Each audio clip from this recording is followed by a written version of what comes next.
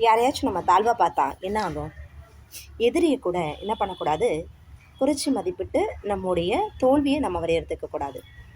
எப்படிங்க அது எப்படி ஆகும்? எதிரி அப்படிங்கிறது எதிரியும் நண்பனும் ஒன்றா இல்லையா? வேறு வேறா? நண்பன் எதிரி ஆவானா, எதிரி நண்பன் ஆவானா? இந்த பலவிதமான கேள்விகளுக்கும் ஒரே ஒரு தீர்வு இருக்கா? இதுதான் இன்னைக்கு நம்ம கருத்தில் வர சொல்லக்கூடிய ஒரு விஷயம். சரிங்களா? ஒன்றும் இல்லை, நீங்கள் ஒரு சிறந்த முதன்மையான ஒரு மனிதன். ஓகே, அந்த முதன்மையான மனிதன் அப்படிங்கிறவ எல்லாரும் எது சொல்லுவாங்கன்னா, இந்த தலைக்கணம் சொல்லுவோம்ல, அகந்தை, இந்த தன்மை இருக்கும்போது எல்லாரும் என்ன பண்ணுவாங்க, தூக்கி போடுவோம். யாருமே என்ன செய்ய மாட்டோம், அப்படி பண்ணி அவங்களோட உயர்ந்த குணங்களை எண்ணி பார்த்தோம், இல்லாட்டி அவங்களுடைய சில மதிப்புகளை கூட்டியோ நம்ம சொல்ல மாட்டோம்.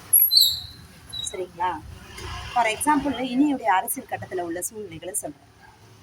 ஓகேவா? தீய சக்தி யார் சொன்னாங்க? விஜய் சார், ஸ்டாலின் சார் கட்சியை சொன்னாங்க. ஆனால் இன்னைக்கு ஆட்சி அமைக்கிறதுக்கு இந்த தீய சக்தி கட்சியிலேருந்து தான் சார் என்ன பண்ணுறாங்க, நான் தீய சக்தி இல்லைப்பா, பராசக்தி. யார்?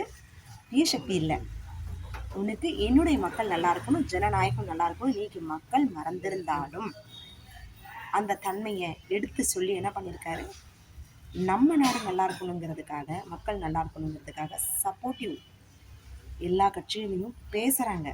நீங்கள் யார் மதித்தாலும் மதிக்காட்டியும் சரி, ஒரு தலைவனுக்கு என்ன குணநலன்கள் இருக்கணும், யூனிக் பவராக ஜெயிக்கிறாங்க பார்த்தீங்களா, அதுதான் குட் குவாலிட்டி. இப்போ ஈகோன்னு ஒன்று வருது இல்லை, ஒருத்தரை நம்ம குறை சொல்லி தூரமாக்கி எதிரியாக்குறதை விட அவங்க செய்த நன்மைகளை சொல்லி அவங்கள நெருக்கமானவர்களாக கொண்டு வருது மாபெரும் வெற்றி. ஒரு தலைவனுக்குரிய தலைமை பண்பே அதுதான். குறை சொல்லிகிட்டே இருந்தால் எதிரியாக மாறிடுவோம்.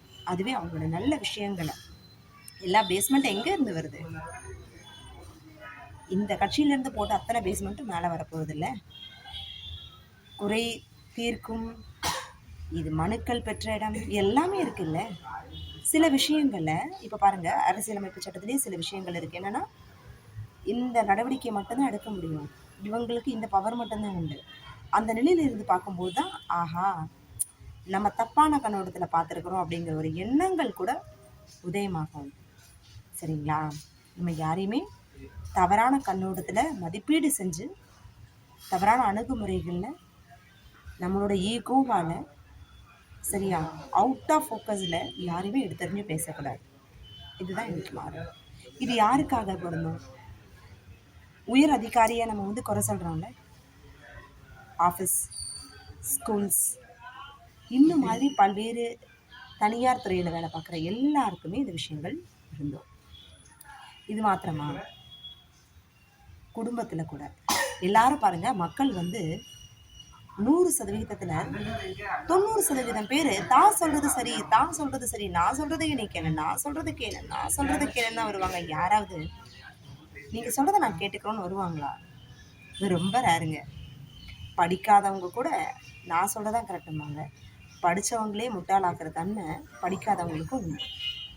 படிப்பறிவற்றவர்கள் வீணர்கள்னு சொல்ல மாட்டேன். ஆனால் அதே நேரத்தில் படிப்பறிவு உள்ளவர்கள் படிப்பறிவற்றவர்கள் முன் இருக்க கற்றவர் அவையில் முன் இல்லாத ஒருத்தன், அந்த கற்றவர் அறிவில்லாத, அதாவது அறிவிலி போல பேசுகிறவங்க மத்தியில் அந்த கருத்தை சொன்னாலும் அப்படி அது எடுபடாது. அதுதான் உண்மை. சரிங்களா? இன்னைக்கு சொன்ன கருத்து பிடிச்சிருந்தா லைக் பண்ணுங்கள், ஷேர் பண்ணுங்கள், கமெண்ட் பண்ணுங்கள் அண்ட் சப்ஸ்கிரைப் பண்ணுங்கள்.